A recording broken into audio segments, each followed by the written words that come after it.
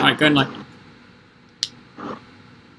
Hello everyone, and welcome to our virtual edition of our Elite Chef series here at the Institute of Culinary Education. I'm here in New York, and today I have with me Ben Murphy, head chef of Launceston Place in London's Kensington district. Thank you for joining us, Ben. Ben is head chef of Launceston Place, where he has earned 3 AA Rosettes in the AA Restaurant Guide for his seasonally driven modern European fare. Ben studied at Westminster Kingsway College over there in London and worked for the renowned chef Pierre Kaufman, who became his mentor throughout his career. Ben also trained in France at Epicure and under Michel Garad's 3 Michelin star restaurant Le Pré Virginie. And Ben then returned to London and was sous chef at 2 Michelin star The Greenhouse before becoming head chef at the Woodford, and now has settled at Launceston Place. Ben, thank you for joining us. Thank you for having me. So Ben, just tell us a little bit about. I just mentioned some places that you've worked in your career. Just talk to us a little bit about what's driven you so far. You obviously went to college at a very young age, and you reached sort of fantastic acclaim very early on in your career. What were the driving forces for you so far? Exactly. So I did 3 years at Westminster Kingsway College. The base and the core of and the foundation of knowing how to hold a knife correctly, learning the difference between what's too salty, what needs seasoning. I think obviously the classical French techniques I learned at college, still what I use now in my cooking daily in the restaurant here. I was lucky enough to land a job working for Pierre Kaufman, a legend in this industry. I did 4 years with him, and then he took me to the south of France, where I took a leap from working in a 3 Rosette restaurant to a 3 Michelin star, not speaking a word of French. And yeah, it was kind of like the make or break. To be fair, it nearly did break me. I was calling him every day saying I want to come home, but then yeah, the fact of sticking it out and going through the waves of perfecting what I learned at college and working with him to such a level where it's all about consistency. It's all about growth, which is very important, and most importantly, loving what you do. That's what I learned the most. And yeah, since then, I'm really well at the restaurant. With basically what I've learned throughout my career is what I do every day now. I have such a solid team around me, and also I think the foundation of what I learned through college, Pierre Kaufman, it shows in the cooking. So the restaurant here is very fine dining, but we're trying to change the scene where it's a bit more fun dining. So I've taken inspiration from Gagan restaurant, which just recently closed in Bangkok, where we have emojis on the menu. There's a lot of playful stuff at the table. I show a lot of personality through my cooking as well. And yeah, I'm still learning every day as well, which is the most important thing. And I'm inspired by the people I have around me, and also what I see online and what other chefs are doing. You certainly do make it fun dining. So I especially like your humour that comes through in your food as well, and certain aspects of your life that you put through as little nods to things in your life and people in your life. So like, talk to us a little bit about a couple of those things that you can experience. So we have on the menu we have a signature which has been on since I started, so nearly 4 years. It's called the Eggs and Soldiers. So it's a childhood memory dish based on what my mum used to give me as a kid. But then we've kind of perfected it where there's like a foie gras royale, scrambled egg foam, sourdough toast, which we make in house as well, which is really good. But especially for the size of the team we have, it's quite tough. And as well as that, we serve a chip in a trolley. Again, another little nod to my mum who works in a supermarket. This cooking that I've been doing, it's come from nowhere. You know, I can't say it's through generations of family. It's not. I've been brought up on, I say, basic food. But then at the same time, I've got so much respect for what my mum's done for me, because she's always put food on the table. And now the food I cook in the restaurant, it's not what I eat every day. Like I'm not ashamed to say I'll go to McDonald's now and then, KFC. You know, like comfort food is what I like to eat. But this is more of a job, and it's more of a hobby. You know, so this is what pays the bills. Talk to us a little bit about Henry the Hoover, because people in America might not know what that is, but just talk to us a little bit about that. Sure. So Henry the Hoover, it's a miniature hoover that actually vacuums up the breadcrumbs in the restaurant. So instead of the very fine dining and more formal way of coming down, we kind of set a scene where Henry makes a lot of noise. It's a laughing point, it's a talking point, a lot of people smile, and yeah, not failed as yet. Obviously, it's been on only 2 years, so it's been going really well. That's fantastic. That's good fun. I just want to touch back on your relationship with Pierre Kaufman, and as someone who follows you, I see him pop up all over your your Instagram and things like that. He's obviously someone who has been a huge driving force, as well as your stints in France, and also a couple of stints in America as well, in New York. How important is not only his teaching in terms of his culinary skills, who obviously he's a huge legend in the industry, but his that arm around the shoulder, that figure in your career that's allowed you to feel confident in your abilities and to drive you forward and to check in on you and all that kind of thing. How has that been for you to have someone like that? Exactly. I think for me the most important thing was building a foundation with him, where when I first went to work for him, it's that whole element of trust. He puts me on a section in his kitchen where he's trusted me to perfect his dishes that are going out representing him to the best way possible. We built up so much trust within each other. He trusted me to run the restaurant when he was off, and now I can easily say he's more like family. We contact each other regularly. We speak. If I'm ever in trouble or I need help with anything, not just in the kitchen but in my personal life also, I know that he's someone there that will always want to help me and also guide me. So again, going back to my college, from the core of what I learned as the base, I still speak to my college lecturers now, moving forward with competitions and ideas as well. Like, I have a vision of what I want to achieve, but then because they're still my ex-college lecturers, I want to keep them in the loop of what I'm doing, and then they can also give me advice and guidance on moving forward. So Pierre Kaufman, yeah, he is the legend. He is, honestly, everyone says like the big bear, but at heart he is possibly one of the nicest people I've ever worked for, who genuinely cares about me as a person. Because I've worked for some chefs who hit you, and it's not about that. Like, and that's exactly what I've learned throughout my career to implement into my kitchen, where it's all about the vibe. It's about having fun, waking up in the morning and you want to go to work. Because I think if you wake up and you don't want to go to work, then you know you're not meant to be there. And that's been all installed in me by working for Pierre Kaufman. And do you find yourself, even at such a young age, being a mentor to your chefs that work under you now? Yes, I like to think so. I think I came into this industry wanting to better myself as a person. I think the whole cooking thing at 16 when I went to college, it kind of kept me off the street, because I wasn't hanging around with the best people at that time, and I didn't know what this career could bring for me. Obviously, inspiring other younger chefs to follow something that you actually enjoy doing, and finding that thing of what you want to focus on, whether it is food that's very complex or food that's very simple, more like the brasserie, or even if it's like a pub. Ultimately, making sure that you're happy in what you do is kind of the base of what I learned. Fantastic. And what is your goal? I know you say you want to your food to always be a reflection of you as a person and what you've learned and all that kind of thing. You have 3 Rosettes right now in your restaurant at Launceston Place. What's the goal? What's your end dream for you in the restaurant that you work in? Yeah, so I think when I came into this industry, I always focused a lot on the whole Michelin star thing. Yeah. I've only ever worked in the best restaurants. I've only ever wanted to work with the best people. And that in myself, I only want to be the best person I can be.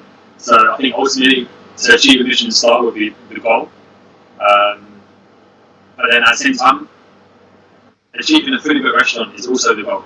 That's what I have, obviously, even before COVID, and now reopening, we're still busy. So I know that I'm cooking food that I love to eat, which is making people happy. But then the whole Michelin thing, it would be an evening of celebration, But at the same time, it's keeping consistent, which is obviously important. But I do think it's like the lottery ticket for any chef in this industry. So yeah, hopefully one day. Well, good luck with that. But I mean, I think it's one of those things that a lot of people get caught up in, like chasing the accolades, chasing the stars, and forget about who they're cooking for. And at the end of the day, you've got to cook for your customers, right, and not for the guide. So and stay sort of true to your style and in your cooking. Exactly. We have returning guests who come 3-4 times a week, and the restaurant's busy, and I can't ask them all. I'm hitting targets, we're making money, and for a restaurant during this crisis, like, what else would you want? So we're actually alright. So. Fantastic. That's great. Now, Ben, talking about food now, you're gonna cook for us your signature souffle. So you're gonna do a passion fruit and rice pudding souffle. Just talk to us a little bit about not in the flavor combination, but talk to us about how you learned the method that you're going to demonstrate to us today, and where this all came from in terms of something that's on your menu. Yeah, so the souffle is a signature to what we do here. It's been on the menu quite a while. Before here, I had Pierre Kaufman's signature souffle on my menu. It's one that I learned when I was working with him. I was on pastry for over a year and a half when I first started working with him. It's fairly simple to do, but then you can easily mess up. There's a couple of techniques that I've learned with him, which I will show you. But then, yeah, it's a reflection of what I learned back then to what I'm doing now, which is tasty and also appealing to the eye. I do believe a lot of our guests eat with their eyes to make it something that's attractive. Again, fun, but also flavours is really important. So. Right, and you've got a nice twist to this as well, and I'll let you bring that on board. I won't spoil the surprise too early for. Making it fun, but yeah, whenever you're ready, let's start with that. And if guys, you've got any questions, is there a question box here? If you've got any questions, please just put it in the chat, and I can ask Ben as we go through at the correct time. Amazing. So, just to go through it briefly, large saucepan.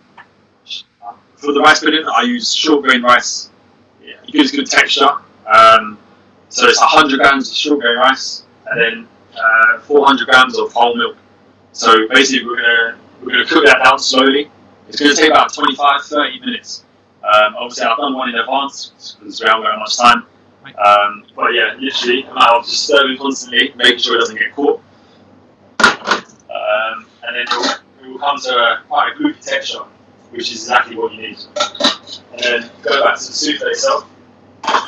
Basic ramekins, nothing too fancy. I have two types of butters. So one being normal plain unsalted butter. One also being unsalted butter but with passion fruit liqueur. So it's passion fruit juice which is being reduced down, which intensifies the flavour, and then that will also be added to the outside of the ramekin. So I'll show you one briefly.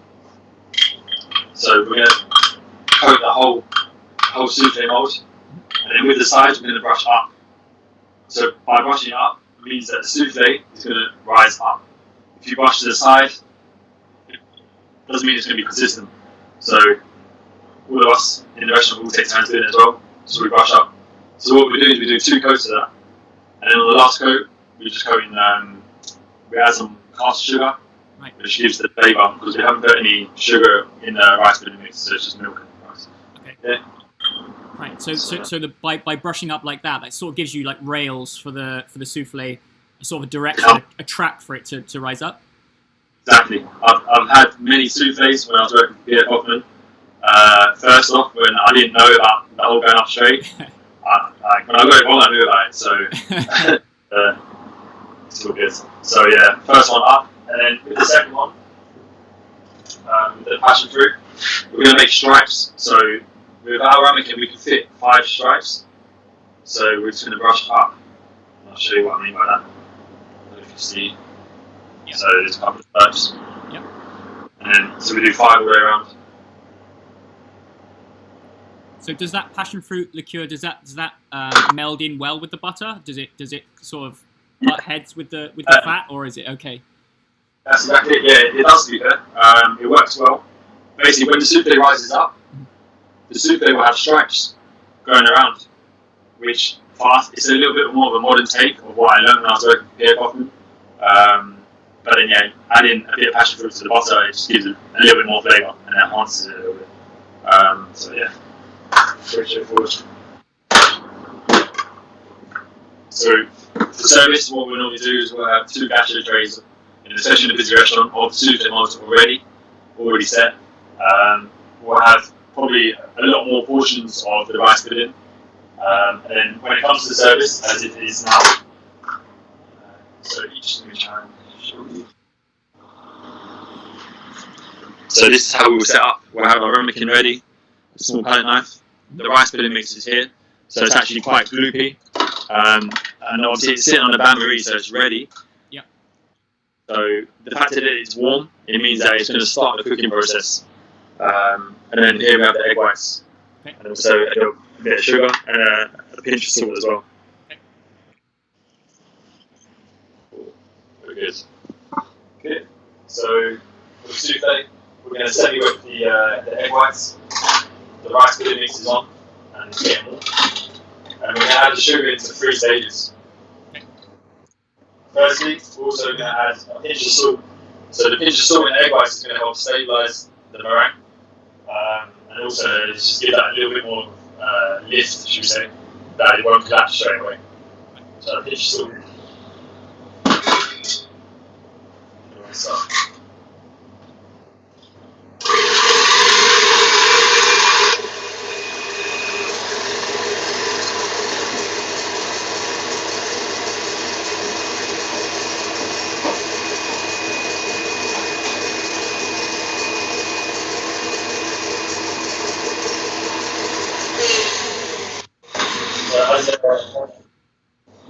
As the egg whites get thicker, we're going to add the sugar in 3 stages. Right. So we'll add it all at once so it goes all clumpy. We're just going to build up the very nice and smooth.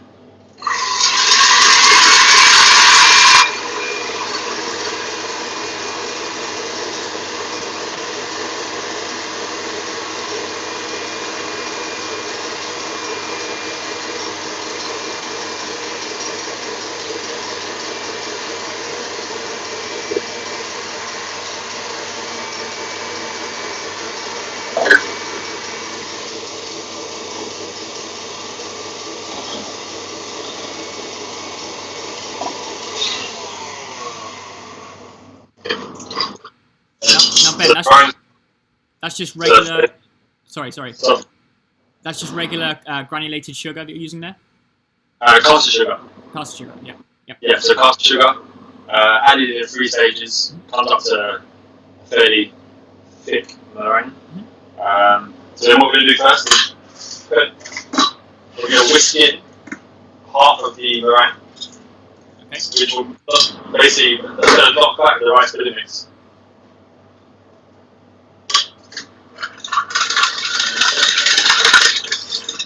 Incorporating all the edges.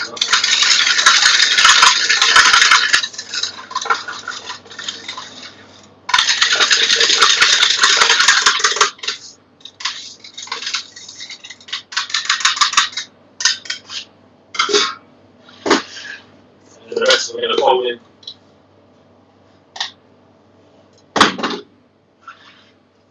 Just carefully incorporating.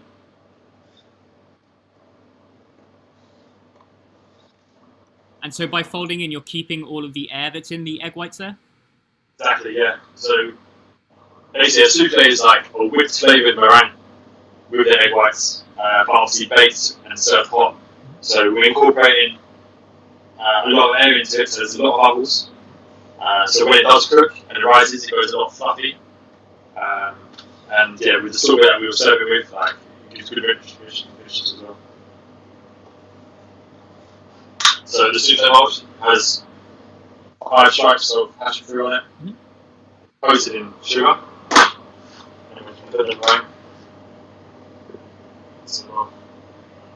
So every oven is different. This souffle will normally take 8 minutes to cook, so we do 4 minutes and then we'll turn it. So we've got a fan on our oven, so obviously we don't want it to go full on one side. Just tap the top off.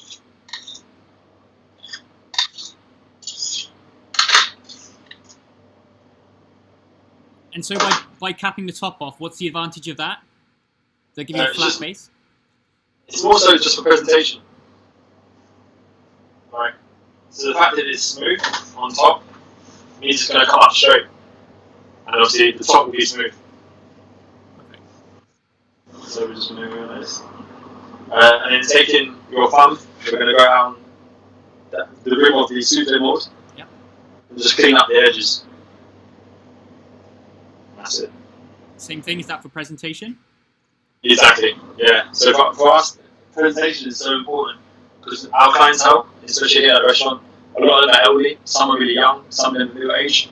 So it's quite diverse. So we want to make sure everyone is getting exactly the same look, exactly the same taste.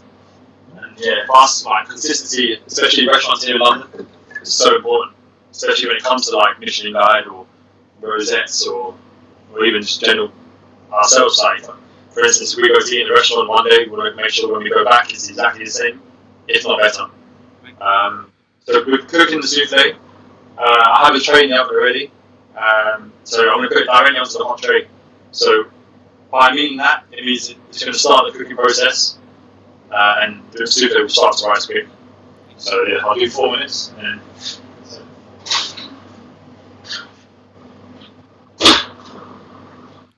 And Ben, what kind of oven are you using for this? Are you using a convection, using a Rational? Like what? So yeah, here we've got 2 Rational ovens. Yeah.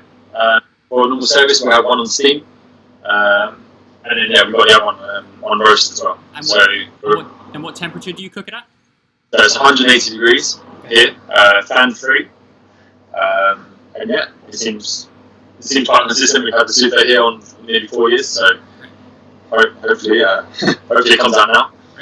So that's like 350 for everyone over here in the United States. Oh yeah, it's Fahrenheit over there. Yeah, only here. Nowhere else in the world. Sure. Great. Amazing. And Ben, just talking about while the souffle is cooking, you're talking about consistency in your restaurant, right? And I've seen sort of you going around in your kitchens when you're on service, and you know with your staff plating, and everything looks immaculate, everything looks exactly the same every single time. How do you get to that level of consistency? Is it about training? Is it so how do you get consistency and trust in your employees to be able to carry out the work exactly as you need it, and the same every single time? So firstly, the whole thing with trust with the employees, the longer you stay with a chef and believe in that chef, obviously it's a given, the more trust there is. So my team, they've been with me for more than 2 years. My senior sous chef has been with me for 3.5 years. And having that trust, funny enough, I'm actually allergic to shellfish. So when it comes to presenting a dish with lobster, I know that the lobster is cooked perfectly because I actually do the fish section during service, because there's only 5 of us in the team. But then when it comes to making the bisque with a little bit of vanilla or something, and it comes into a foam, that's when the trust comes in, where I need to believe in them that they know it's seasoned perfectly, because I actually can't taste it. Right. So that's the trust that I have to allow.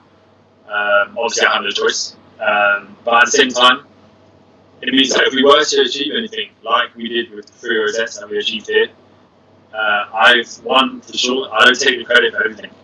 It is a team effort, which is the most important thing.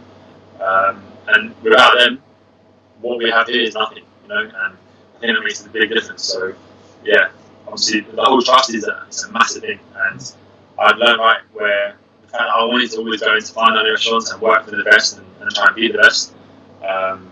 So, obviously, the fact that I give guys 3 days off a week, they work 4 days on, 3 days off, means within this industry, because they are long hours, 18-hour days, at the same time they do have a bit of a life as well. So a lot of respect to them for obviously putting out with me and sticking with me and believing what I believe in. But then obviously what I believe in is cooking food that I enjoy cooking. It's not the fact that the hours are long and the money's shit, it's not the best, but it's a matter of time. Nothing comes all at once. I'm still nowhere near where I want to be, for sure.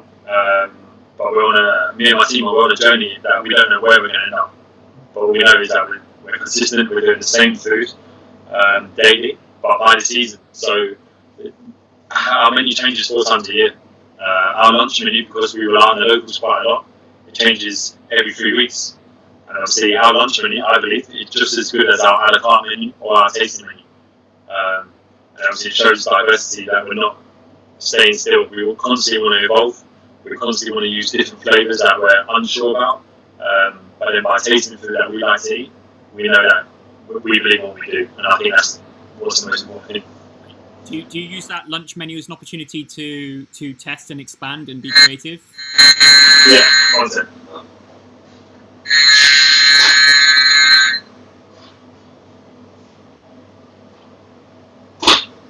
So what I've done is I've turned the souffle because it's a little bit on the wall because of the fan. So now it should come up straight, hopefully, and yeah, 4 more minutes. But yeah, lunch menu. Yeah, we do test quite a bit on our lunch menu. But still, before that, we are practicing a lot within the kitchen before it gets served to the customer. It needs to be at a level which is acceptable before our guests see it. And that means not just me tasting it, not just my chefs, but the front of house team as well. They're just as important, because I'm explaining one dish and I want to get my point across, then my front of house team needs to get their point across to the guest for them to believe in it. Like, the hard work is done in the kitchen, but then it's just as hard by my team, front of house team, translating exactly my passion and love for what I do and the food to the guests. So yeah, I think trust is very important. Ben, I got a question for you. Obviously, you're here with us at the Institute of Culinary Education. I'm in New York. We have a campus out in LA as well. And we went to the same school, Westminster Kingsway in London. Talk to me a little bit about what that was like for you starting off, and what that kind of gave you for anyone who might be watching now who's about to set off at the beginning of their career and start culinary school and looking forward to the things that you've experienced. How did that sort of set you off on the right footing? To be fair, I think it's a matter of what direction you want to go in. I was like, look at yourself. You're in New York. And for me, that's like, wow. Like, I wish I could do that. You know, I did my work at 11 Madison Park in Paris when I was out there. But for me, it was enough. But then obviously going to France was the thing that I wanted to make sure I complete, because when I was at college, there was a lot of hype around the whole French classical cookery. French techniques, everything's French. Everything's like where it's come from. So for me, as an individual who didn't speak a word of French, I wanted to go and complete 2 years and learn and study and acknowledge why it is so good. So there's no better way than going there to do that. But then obviously everyone needs to have their own path. I think a lot of it is personal taste. This industry isn't made out for everyone. I know that. I know a lot of people who haven't made it, or haven't done really well, or haven't really appreciated it as much. But then I think the most important thing is just being happy. If you're not happy, then there's no point. And obviously, yeah, originally I was playing football, which was going really well. I broke my collarbone, so that knocked football out of the way. And things have a habit of going in the direction that you just never know. And yeah, without a doubt, I've been quite lucky on my career, I think. But then at the same time, I know I can confidently say that I've put the effort in. A lot of my chefs here are very similar to how I've learned, where I'll show them how to do something once, and they'll do it exactly the same one time. They don't need 2-3 times to do stuff. So for me especially, I always struggled when I was at college with the whole writing, sitting at a computer. I found that very difficult, whereas I prefer to do the practical things. Like put me in the kitchen, in an environment where it's busy, we're running around on our feet, and we're learning visually, I think. But then, yeah, a lot of it is personal preference, and kind of everyone's their own, I think. Right. And do you feel like that you could travel elsewhere in the world and work, or are you happy staying in London, close to home? You know what? Like, I have a big list of places I really do want to see. Asia, like Hong Kong. I have friends who are working out there, and also I want to see that for, you know, like what their experiences are, what food they cook. So for 100% sure, I do want to travel. And like I said, I'm still nowhere near where I want to be. So I hope the super comes happen. So best way to do. So let's see.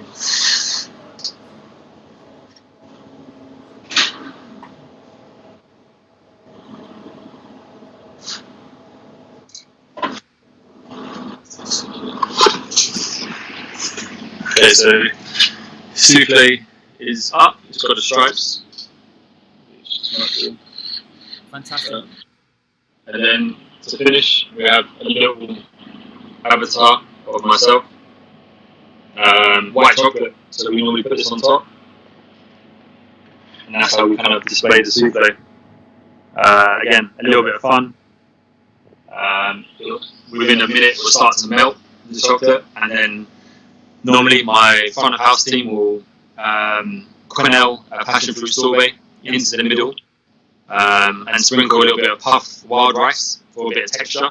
Okay. And yeah, it's still holding now. It's actually not bad to be fair. I'll be quite happy if I got that at the table. Fantastic. That's great. Especially with my face on it. So yeah. So talk to us about the avatar for a second, because a few people are going to be interested in that one. How does that happen? Where did you get the idea from?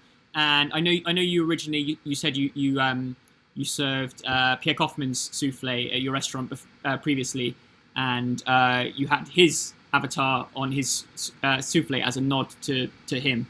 How do you get them made? How does that work? So I have a supplier, funny enough. Okay. The avatar was done for a friend, and it's kind of a fun way of showing the fact that we're not. A lot of guests that come here, they don't take us seriously. They think with the emojis, the avatar, it's quite fun, it's quite quirky. But then when they see the food we do, and it obviously delivers, that's where a lot of people are shocked. Like even my avatar, it's got the tattoos on it. Like it's got my earrings, it's got a beard. Obviously, it's a bit of fun. But yeah, it's made through a supplier and a friend I know.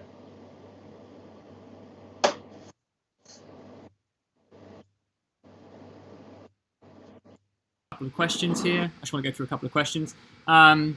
So the souffle, just to recap, so people are asking about the souffle again. So we have a base of rice pudding, so short grain rice and milk, yes? Yeah. And then you're not adding extra sugar to that, so it's not sweet. That's just the base there. So the only sugar we add is around the outside of the butter on the ramekin. For me, with the sorbet, the passionfruit sorbet that you can add, to be fair, you can add any other flavour. But normally in ice cream, you have sugar in it anyway, so you don't need to add any more. Otherwise, for my taste, it'll be too sweet. Right. And obviously, with the white chocolate disc on top, with the avatar, can be a bit much. But then, yeah. So also the fact that we're doing a rice pudding souffle instead of your normal typical like creme patissier. Yeah. There's no flour involved, so we've already covered the gluten-free part of it. So that way we can show and offer this dessert to anyone that is gluten-free, you know. So yeah. Fantastic. Thank you so much. Just let me have a look through the chat here so I can just pick out any questions that we've got. Oh, great. Everyone's saying, wow, they love that.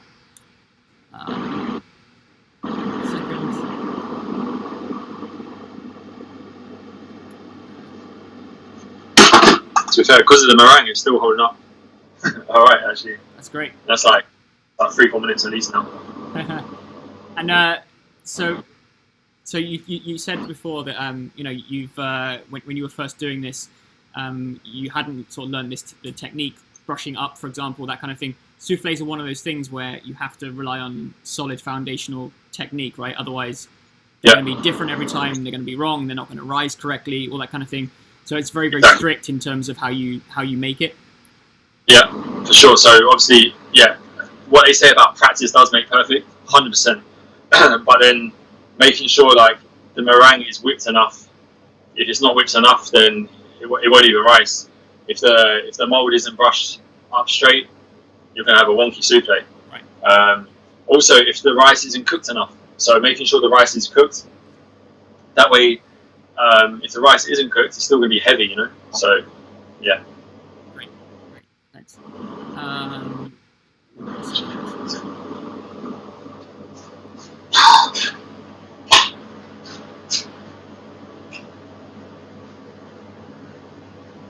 So, just want a couple of questions, Ben. So, your time in New York. So, you did a stint at 11 Madison Park and Per Se as well, two of the big sort of heavyweight restaurants in the city. How was that, and how did you find your time? I know you were there for a short period of time, but how did you find your time here and sort of see the culinary differences? So to be honest, like, firstly, I missed home quite a lot. I was really young. I was only like 20, I think, 21, 20 even. But yeah, the way the kitchens work are very different, and doing any sort of stint in a different kitchen, you're always going to learn something. For me, going to 11 Madison Park and Per Se, it was through a connect that I had when I was working in Epicure in Paris. So a good friend of mine still now, Daniel Calvert, who achieved a Michelin star in Hong Kong, a really nice guy who's doing amazing work. He was a sous chef at Per Se for 6-7 years. So he gave me the connect. And again, it's all about this industry. It's all about building up them sort of connections and them relationships that you never know that you might need later on down the line. We still speak daily, and weekly, to be fair.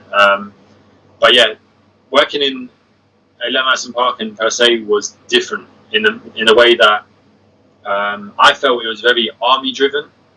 So everyone says like, yes, chef, all at the same time. There were so many chefs. I felt kind of lost. Whereas I'm always used to being like in a role in a position where I'm running a section because I had that confidence that I can do that. But whereas I felt when I was there, I was just like a body, right. Which is normal.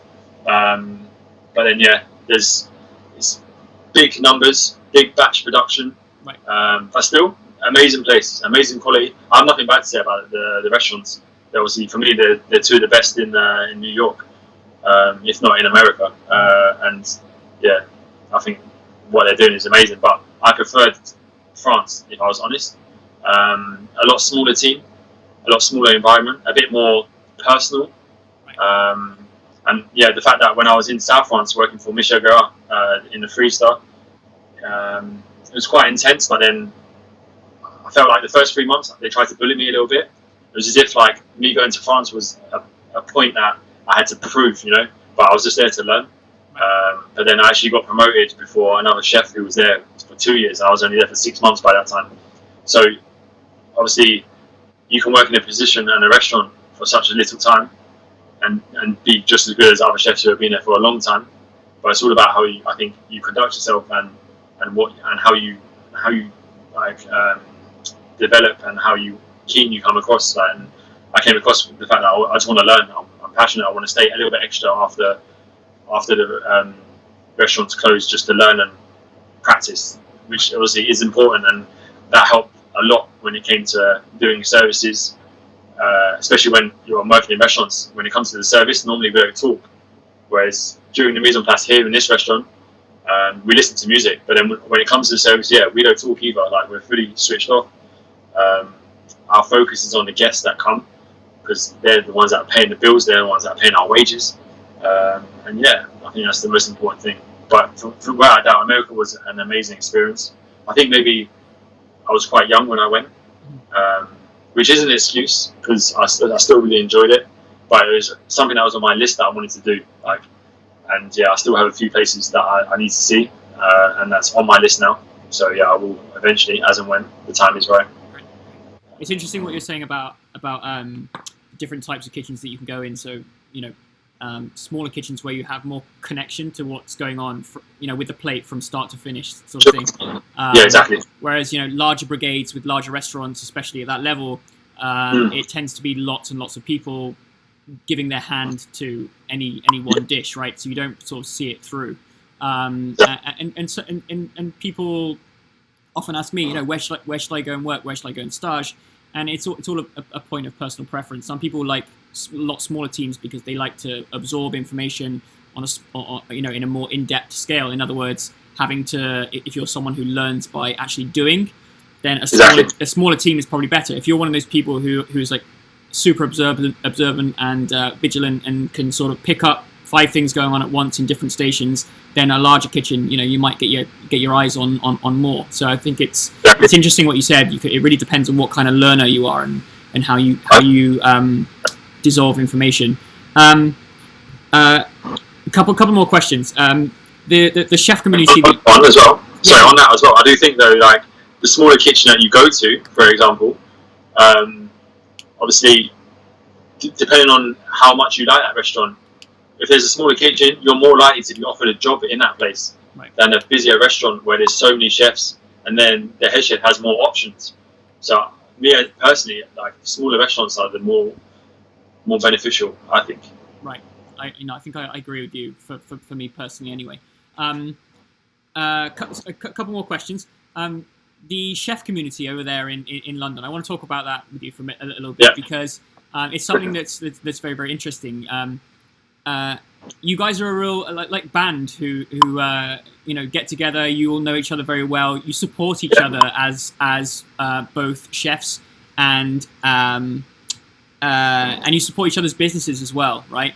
It's something that's quite apparent. When looking around at different chefs around the world, something's very, very apparent is that in London, that you're a real group of people who run restaurants and run kitchens, and sort of move each other up and spur each other on. I think that's fantastic. I just want to get your input on that a little bit. Yeah, I think a lot of people say how small our industry is, and to be fair, it really is. Obviously, with the whole COVID situation, a lot of restaurants came together. A lot of chefs who are rivals came together. Yeah. And not rivals in the fact that I hate that guy. It's just more so the fact that like you're both in a situation that like no one can change. So the fact of being able to get together to cook meals for hospitals, for the NHS, obviously here in London, it was really important, and it's brought our industry even more closer. So the fact that now we're open, I sometimes get a few chefs messaging me on Instagram or Twitter. Can't wait to come and taste your food. It's been a long time coming. And then they'll come, they'll order, they'll pay like normal, but then I might send them an extra course. You haven't tasted this, so have a try. And then it makes things feel a bit more welcoming. Like our community is so small, obviously the fact that this COVID has brought a lot of people together, a lot of individuals and a lot of restaurants especially. Yeah, and do you think that the future, even if this was to blow out, be done tomorrow, the industry is definitely going to change because of it, right? It's making everyone think on their feet a little bit. How do you see those changes within what you've done so far over the months? I feel they're progressing, if anything. I think it's getting better. Obviously, we're potentially on the cards of going back into another lockdown, which is obviously tough.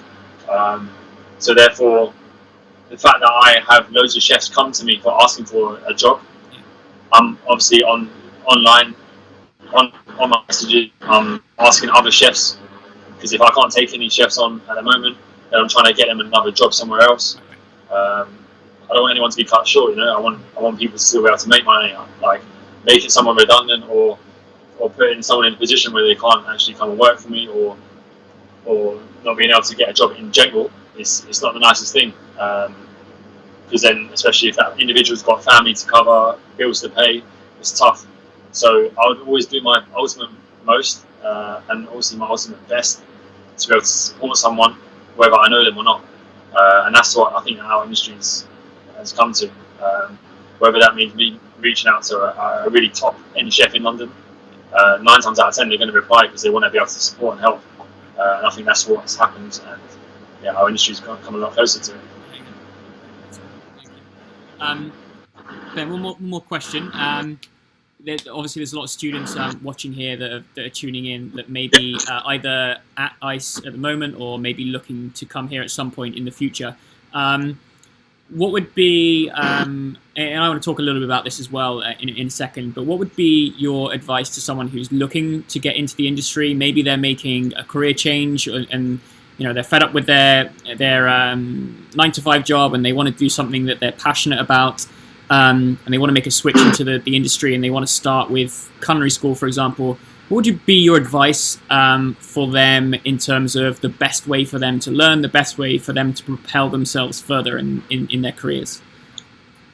Yeah, well, like I said previously, like me coming into this industry when I went to college and I went to go study and learn about it, like at that time it kept me off the street. I was hanging out with people who weren't good individuals. I don't even want to go into it, but like that helped me change my lifestyle to be a better person in the kitchen, also outside of the kitchen. I feel like this industry has changed me as a person. It's given me a lot of confidence. It's given me a lot of drive to be better. And obviously, yeah, for anyone that wanted to come into this industry, I think if you're going to actually come at it, you have to give it your ultimate. Find what cuisine you want to go into. Find what food it is you like to eat the most, and then give everything. Give your ultimate focus, passion, of course, and yeah, without a doubt, dedication to stick by it and not give up. Giving up is obviously the last thing you want to do. Like a lot of people say about the money situation, chefs don't make a lot of money. Like the money will come. I'm still nowhere near where I want to be. But then yeah, again, I'm still learning every day. I'm learning every day as well within my team about how they react to certain things. And obviously everyone is on their own little path and their own little journey to be the best they can. Right. I think that's important as well. That you said about it will come. I think people quite often, they start off in this industry and they, you want to learn quickly, yes, and you want to have some level of success, obviously, right? But having that in a couple of years is not going to happen. There's so much to learn, and like you said, you never stop learning, right? It doesn't matter if you're a head chef or if you're just starting out. If you've been in the industry for 40 years, you're always going to be learning. So,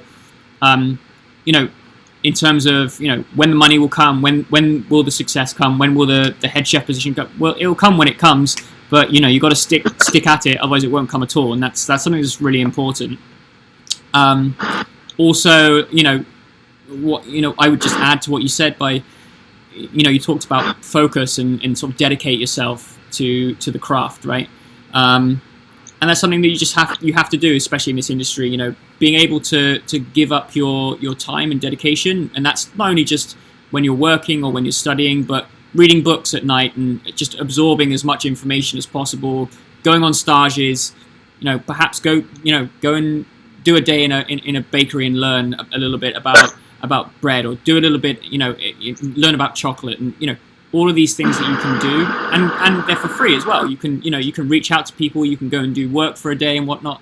Just picking up little bits of information to help you with your sort of culinary journey along the way would really help. I think everyone's like a sponge, and you're just absorbing everything on this journey. And when the sponge is so full, eventually when you get to a position where you're so in charge and you find your thing, should we say, mine's the whole fun dining thing, that's where I'm at. Yeah. So that's when that sponge, you squeeze it and then out comes everything, where based on what you've learned throughout your career, and then it gets put on a plate, and that's what makes people happy. I think that's the most important. Ben, thank you so much. I think we've gone through all the questions there. Is there any more questions? I think that's all the questions we've got so far. Hey, thank you for joining us. We really appreciate it. Thank you for demoing your dish with us, and thank you for sharing your journey with us. I really appreciate it. Thank you so much. Honestly, I'm truly great. Thank you for having me. All right, no worries. And so when hopefully when we're able to get over to the UK, I'd love to come and taste your food and hopefully meet you in person. All right. Amazing. Cheers. Take Ben. care. Thank you. Thank you.